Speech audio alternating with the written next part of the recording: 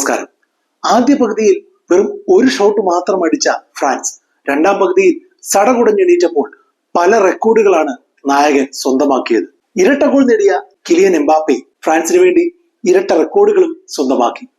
58 ഗോളുകളുമായി Oliver ജിരൂവിനെ മറികടന്ന് ഫ്രാൻസിന്റെ top scorer ആയപ്പോൾ 14 ലോകകപ്പ് ഗോളുകളുമായി ജസ് ഫൊണ്ടേനെ മറികടന്ന് ഏറ്റവും അധികം ലോകകപ്പ് ഗോളുകൾ ഫ്രാൻസിന് വേണ്ടി നേടിയ താരവുമായി. തുടർച്ചയായ മൂന്നാം ലോകകപ്പിലും ഗോളടിച്ച കിലിയൻ എംബാപ്പെ ലോകകപ്പിലെ ഓൾ ടൈം ടോപ്പ് സ്കോറർമാരിൽ 3-ാം സ്ഥാനത്താണ്.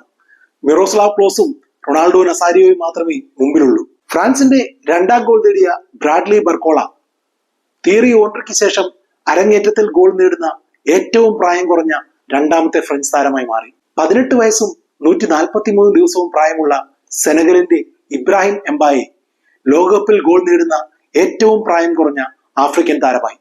കൂടുതൽ കണക്കുകളും വസ്തുതകളുമായി ഉടനെ കാണാം.